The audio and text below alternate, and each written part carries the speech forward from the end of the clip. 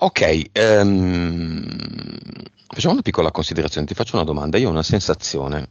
Allora, da sempre chi vuole fare una sessione, che sia la prima o la seconda e la terza, ha un po' di freno, soprattutto sulla prima. E questo freno riguarda un 30% di quelli che comunque sono interessati a queste cose, che comunque mi contattano e poi il 30% scompare. Questa percentuale è molto più alta adesso e la sensazione è legata al discorso 3D, 4D, la mia sensazione. Cioè, siccome questo è un momento molto importante, chi c'è, chi non c'è non c'è, chi è dentro è dentro, chi è fuori è fuori. Le lance sono state alzate dalle interferenze e questo 30% di reticenti, di indecisi, sta aumentando a 50, 60, anche il 70%. E questa percentuale è ancora più strana e incredibile per chi dovrebbe fare la seconda. Nonostante tutto, la qualità altissima del nostro lavoro ed unica, tutte le testimonianze che sono pubblicate, nonostante questo ci sono scuse. È una mia sensazione o è un momento X importante, insolito, unico, adesso? Ah no, è una sensazione molto corretta perché la 3D ha una forza magnetica fortissima e quindi fa di tutto per mantenere a sé le persone. Proprio perché adesso ci sarebbe questa possibilità anche fluida di passare alla 4D, le forze oscure non lo permettono, creano proprio questo quasi fenomeno magnetico affinché le persone rimangano incollate alla 3D e chiaramente fare o una prima o una seconda sessione farebbe passare fluentemente e di diritto alla 4D. Un fenomeno magnetico, dov'è questo magnete? È come se creassero una specie di movimento, chiamerei inverso, del campo torico del cuore. Attraverso questo magnete loro riescono a creare una specie di contrazione di questo campo torico, anziché espandersi, e alla fine l'espansione del cuore, no? Che permette l'accesso alla 4D, grazie a questo magnete è come se riuscissero a far un po' morire, essiccare, diciamo così, il campo torico. Ok, quindi magnete più meno. Il più viene attratto dal meno, loro sono meno Esatto, e noi siamo più. sì.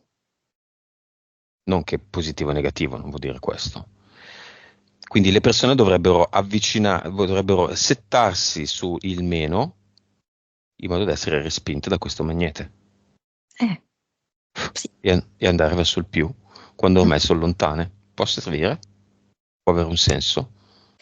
Sì, può avere un senso, ma devo dire che questa potenza creata da questo magnete è davvero forte, per cui ci vuole una volontà eh, e anche un'intuizione molto forte. Dove si trova questo magnete? Nella Terra?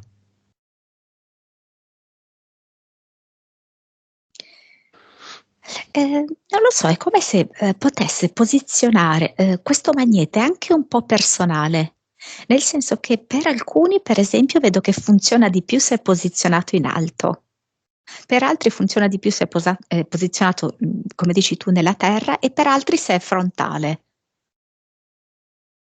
Mm. Mettiamo un ad eternum antimagnete nella Terra, al centro della Terra.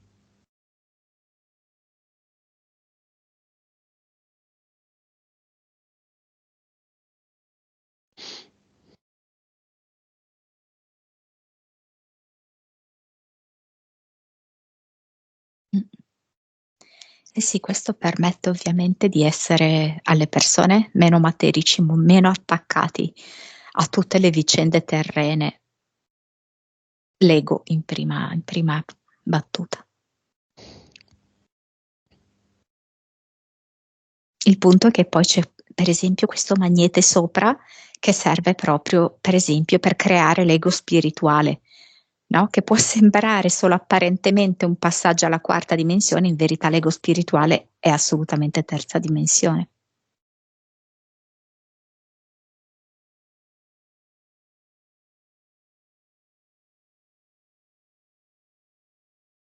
Questo ad eternum funziona per tutti? Per tutte le persone, intendi? Mm? È un pochino, è come se si abbassasse la guardia della terza dimensione, ci fosse qualche spiraglio in più della quarta in queste persone qui. Ok, lo alimentiamo con il consenso di tutte le fiamme accoppiate e di tutte le fiamme alla ricerca dell'altra fiamma.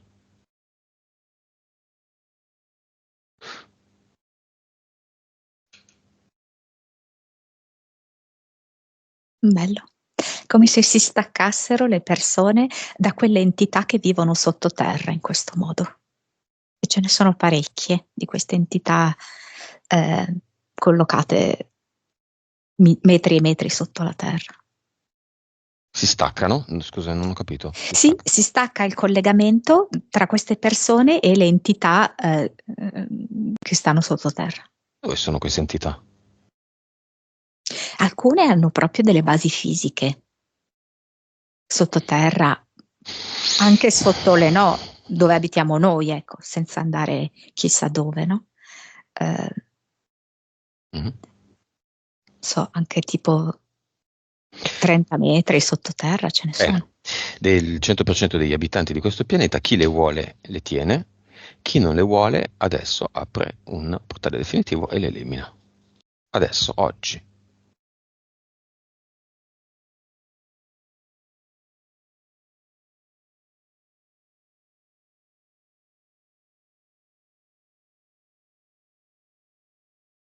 Sì.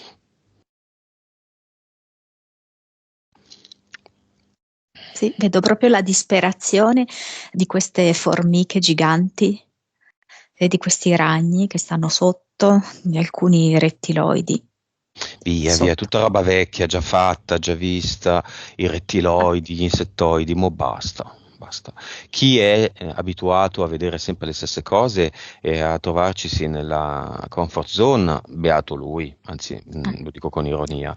Io voglio cose nuove, voglio fare l'esperienza di cose nuove. Certo. Voglio non spaccarmi la mandibola di sbadigli, di noia e Mm. di sonno. Religione, esseri di luce, l'abbiamo già vista sta roba, l'abbiamo creata noi, abbiamo fatto delle esperienze. Adesso io decido di andarmene da un'altra parte a fare altre esperienze. Tutte queste parole vanno nell'ad eternum al centro della terra. Sì. Per sempre resterà lì, per sempre sarà, anche se è già fortemente alimentato, alimentato dal consenso e dall'unione di tutti quelli che vogliono. In primis le fiamme.